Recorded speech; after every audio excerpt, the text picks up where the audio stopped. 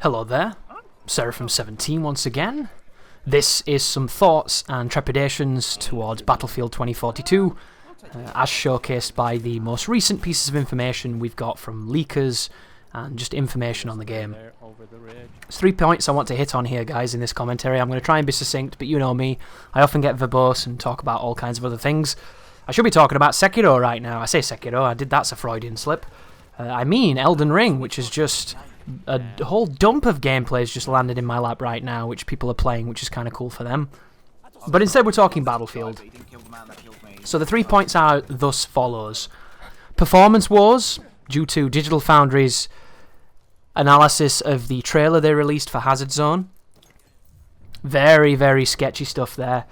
The leak of the weapons in the game is launching with 22 guns, 2 LMGs, and I think 3 shotguns, and like 3 pistols. It's kind of daunting, the numbers there, even though we know where that's going to go. And then the final piece of information that I have scried is that there will be no server browser for all-out war. So we're going to hit through these individually and talk about it. And the first thing I'd like to say, guys, is right now the game isn't out. Comes out in 2 days, early access. You can pre-download it right now. And maybe you'll get on the servers because people have actually done that. Apparently there's people just getting in there for some reason, and multiple people have done it, so you never know unless you try, so definitely try. But the first issue is going to be performance. And I've got to say this, guys, if you're on console, it doesn't involve you. And it's that simple. This game is going to run at whatever it runs at on console, and you really can't expect anything else. The only difference will be resolution, and if you think you're getting 4K on a game that's not going to run well on the best PCs in the world, you're probably going to be compromising things to get there. So, I mean no disrespect when I say this, but unfortunately, when it comes to performance, you're going to get what you get, and there's nothing you can do. Unless you upgrade your console, which you physically can't do yet until they bring out new ones, you're kind of limited to what they offer. And hopefully, it will be good, because these games are aimed at consoles, which we found out in the beta. But we just simply don't know how that's going to run. Whereas on PC, this game is going to run like total garbage. There's no two words about it. And the trailer that they showed for Hazard Zone was all pre-rendered gameplay that was made by studios that make gameplay, so that it looks all bullshot and beautiful and incredible fidelity to levels you'll never actually see unless you SLI'd 9,000 fucking 3090s overclocked into oblivion in a warehouse in Korea somewhere, which you obviously can't do. So if you watch that trailer, there's a bunch of gameplay and it all looks very, very pretty and very immersive and all the stuff that the boomer dads want to lay on their bellies with the MMGs. And all it really means is it's bullshit, it's a lie, it's not going to look like that, especially on console, so don't get your hopes up. And then at the end, there's one piece of actual in-engine footage, and it's running at 30 FPS barely. And that tells you everything, because they're talking about RTX, right? This trailer was for the Nvidia panel, I think. They were doing something to do with that, and Digital Foundry analysed it, and they saw that it was... This company, when they made Battlefield 5, were pioneering this technology. They were giving us things we'd never really seen before at a level that was really ambitious and just insane. And all these years later, on this new game, we've got barely 30 FPS, game shitting the bed with no real new technology than technology that they pioneered many years ago with little improvements or innovations. So you can understand why they were disappointed. A lot of people won't care about this because they won't see it. It's not the kind of information that many players can even spot. But it's something that's going to have a big effect on the game, and you know it is because it's just the way that it works. So right now, performance is a problem, and if you look at one of the tweets of one of the known information mining people, one of the specialists for getting leaked information and early details, they asked them about the performance and the stuttering and the dips, and apparently the developers said it's going to launch in that state, and they're going to try and fix it after launch, so it adds more credence to the idea that DICE are going to release a broken, buggy, shitty game, and then fix it iteratively when they can, because that's modern gaming in 2021. It might be bullshit, guys. It might not be real, but I believe it, because we've seen evidence of this, and history repeats itself if you don't call these bitches out for it, right? So the second thing, 22 weapons. I don't have a big issue with this, because this is just modern video games. 22 weapons doesn't sound like a lot, but it's actually a decent amount, and if they're good weapons with modulation on them where we can put all different things. We might be able to turn them into different variants and have some fun with them, and there's probably going to be plenty to do. But I do agree, compared to something like Battlefield 4, it might seem a little bit absurd, even though most weapons in Battlefield 4 were nowhere near as viable as the meta would show you, and everybody just used the AEK and, you know, all those other guns, the Galil ACE and whatever it was. Like, people are going to use what's good and what's ubiquitous. That's why people complain about the Hellriegel in Battlefield 1, even though the gun, if you look into it, outside of a certain range, is not that great. It just has a lot of bullets, and ease of use is a huge thing for most casual players. So 22 weapons seems real bad, when in reality, it's probably going to be okay. I know it's not what people want. I know people want to see like ridiculously large amounts and weapon pools and things, and I'm the same. I love me some good weapons, guys, but look at it like this, right? They're going to support this with some kind of battle pass bullshit.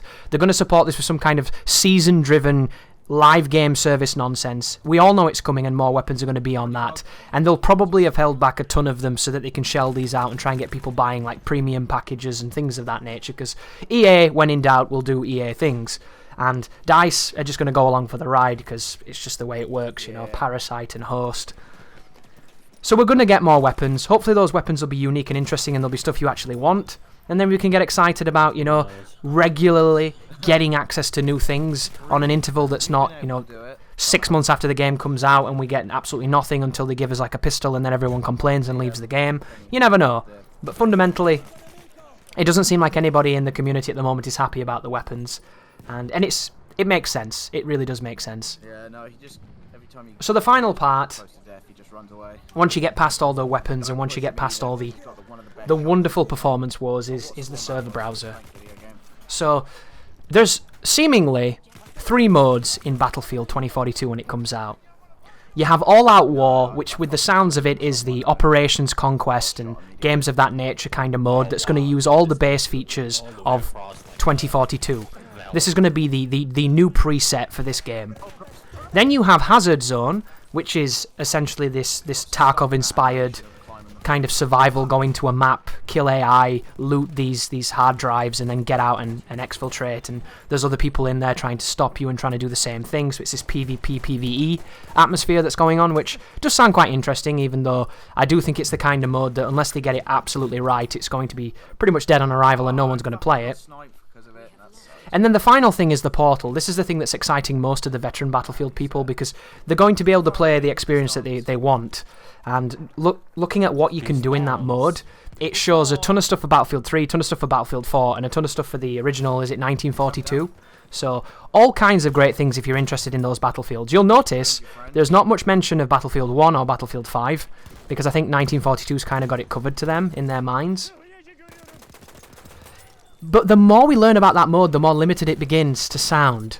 So the first thing we've learnt about Portal, other than those trailers that are showing you some really cool maps from the old games that you might get excited about, is that you can only play TDM and free-for-all by crossing the streams of the generations of Battlefield. So unfortunately, at launch, you will not be able to play Breakthrough using Battlefield 3's guns on, for instance, Battlefield 2042's maps and mechanics. You can't cross it like that. You can only do these basic modes. And the thing that I'm thinking with this might be so that they can continually and manifest this mode into different angles and shift it and change it every few days, every few weeks. It might be a ploy enabled to make Portal mode constantly adapting, constantly shifting, constantly kind of vague and amorphous and always something happening. And then if you don't like it, you can kind of do your own thing. But I think when the game launches, DICE will probably want to funnel people into a very specific area to see how that goes before they start elaborating it and spreading the player base thinner. Because they want to try and alleviate churn. Churn is the enemy of these games, and it's the reason why they're constantly becoming less and less skillful, and the skill floor is disappearing. So Portal's going to be the place where people create the modes they want, create the servers they want, and as long as somebody's on them, they'll stay alive. And you can actually access right now the website that lets you build your custom game mode in Portal, so you can mess with the settings, you can mess with all the different minutiae and all the different alterations you can make to weapons and spawning and mechanics and damage factors and all this kind of cool stuff. You can do all of that right now if you want to go over there and mess around with its editor. And you should. If you're interested in using Portal and making Portal the experience that you want from Battlefield, being familiar with these tools is going to be really, really helpful. And the first thing I do on 2042, on Friday, I'm going to be messing in Portal and trying to learn the maps and learn the game and see what it's got to offer and see what all the different things are and just have a ton of fun with what it, what you can explore within there and the presets that they offer. And then afterwards I'll probably spend the night figuring out all the crazier permutations that you can build. But I'm not going to go too hard on that because I want to see what the base stuff is. And I get the feeling that if you get too excited about these factors in Portal, when it does launch, you're going to be really disappointed by the sheer fact that there's not going to be all the features you think there is. And people will eventually get round to making them, and DICE will probably get round to allowing people to make them. But temper your expectations because I feel like you're headed for a fall.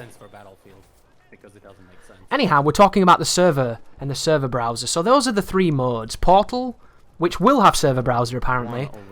Hazard Zone, which I think is just queuing in and you get thrown in there. And then All Out War, which is meant to be one of the flagship modes, the most conventional mainstream mode, the equivalent of TDM in Call of Duty.